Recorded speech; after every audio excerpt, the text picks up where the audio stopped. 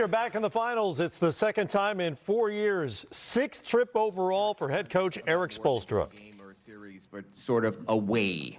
And the way the season went with the close games, the play-in game until the fourth quarter, the first round, can you just sort of, is it possible to encapsulate the run that has delivered you to the NBA Finals?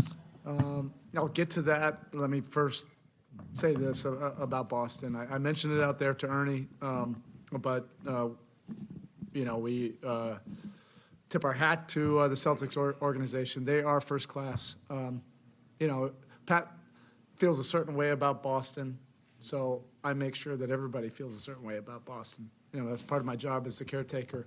With that said, there's great respect for them as competitors, and they are first class. You look across the way, just in terms of their ownership group, and Brad and Joe and his coaching staff, they're good people, and they're a class organization. And what happened last year, obviously was on our mind, and it drove us this year. And that's what you always hope for competition, that it can drive you to a higher level. And I think that's what you saw in this series this year, to be able to have to overcome a lot of stuff. And in terms of answering your question, look, I think probably people can relate to this team. Their life is hard. Professional sports is just kind of a reflection sometimes of life, that things don't always go your way. And the inevitable setbacks happen, and it's how you deal with that collectively. There's a lot of different ways that it can go. It can sap your spirit. It can take a team down for whatever reason. With this group, it's steeled us and made us closer, made us tougher, and these are lessons that hopefully we can pass along to our children. That you can develop this fortitude, and sometimes you have to suffer, for the things that you want. And Game 6, the only thing that we could do is sometimes you have to laugh at the things that make you cry. We did so many things right. I think from a metric standpoint, we did everything the best that we did all of the playoffs. Our defensive activity numbers, rotations, the extra efforts, the pursuits on the offensive glass, 5 turnovers.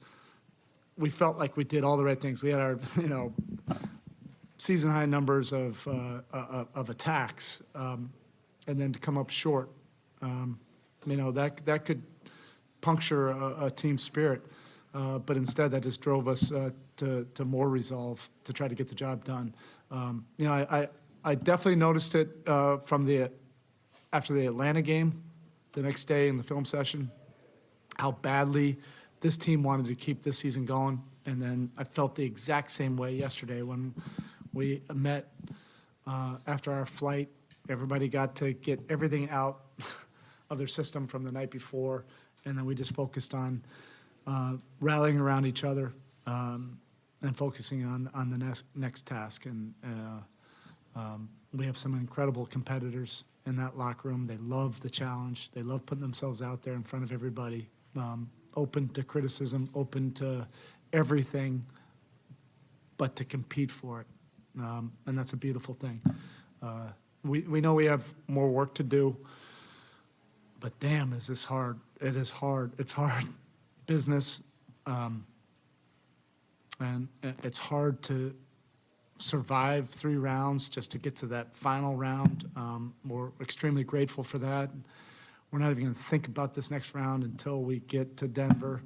And I wanted everybody to acknowledge just how difficult it is, and to enjoy this moment. It's the longer you're around in this business, you realize the harder and harder it is to do something like this. It's a special group. So we'll definitely take this, and it's poetic justice, to be able to get it on this court, tough environment. We'll celebrate a little bit tonight on that plane to Denver, and then we'll get on to that next challenge. Caleb came very, very close to winning the conference finals MVP, just a couple of votes. Just to put it simply, what did he mean, and especially his offense, mean to you in the series? It's been amazing. If you're a real competitor, and it's in your soul, and that's what Caleb is. He's a competitor. Every bit the competitor that, you talk about with Jimmy or Bam or, whatever. Caleb is a competitor. You get to the higher stakes, the further you get along, the more competitors are going to reveal themselves. Game sevens or get to the conference finals, it's not for everybody in this association. Otherwise, more players, more teams would do it. You have to be wired a little bit differently. And Caleb he's pure. He competes on both ends, lays it all out there for everybody to see. He's accepted different roles, but we needed him to be more of a player. With Tyler and Vic out, we've needed more offense. Quite frankly, we've needed more guys like, Gabe and Caleb to, show how much they've improved, with their player development. But he has so much respect in that locker room, just because of how hard he competes. It's like his last breath on every single possession, and I love the guy for that. Spo, you obviously have a roster full of competitors, but specific to Jimmy, we see what he does on the floor. But off the floor, how would you describe the belief he's instilled within the rest of the group? You have to have, a guy that you can hold on to, particularly in those moments of truth. And I've said this before, there's no way to quantify the confidence that he can instill in everybody. And, Jimmy's never had to apologize. I don't want him to ever apologize for who he is and how he approaches competition.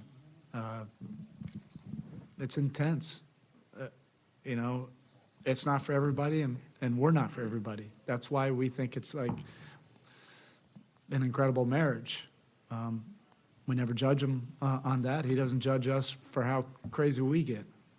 It's the same language, but the confidence level that he can create for everybody on the roster is incredible. I've almost never seen anything like it, but I have.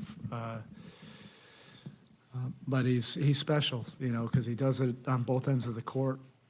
He can play 48 if you need him to.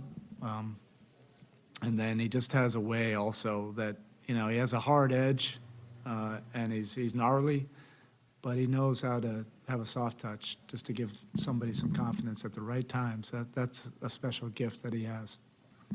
In the moments after Game 6, how did you consider how to play it to your team, how to present what needed to happen to your team? I didn't. Those are probably just raw emotions. I think when you have such an intimate relationship with a locker room, and they have it with each other, the staff has it with them, they have it with the staff. Sometimes, it's just whatever's raw, whatever's real at that time. It wasn't scripted, and it's not even the reason why. Like, we have a bunch of guys that just love competition. Just drop us off anywhere and compete for it. Like, put ourselves out there, open to all the criticism and everything. But hey, it's got to happen between these four lines. We don't care what the rest of the world is saying. We don't care who's criticizing who. You got to line up in between these four lines, and let's figure this out. And I think that's the nature of this team that I think, a lot of people respect. Because we have had our fair share of setbacks and disappointments, frustration, but we just keep on picking ourselves up and getting on to the next fight. I know it's not all about scheme, but you guys were able to sprinkle in zone a good amount tonight. How important has just that defensive versatility and versatility in general for this team been along this path? Yeah, I think the versatility. Come on, Mr. Butler. Come on. The versatility and toughness and guys like this that drive it, if your best players aren't defenders, it's hard to create a good defense. We have Jimmy Butler and Bam Adebayo. They care about defending and doing the tough things, it's pretty easy to figure out the rest of the stuff. And schematics are not it. It's committing to doing tough things. All right, appreciate y'all.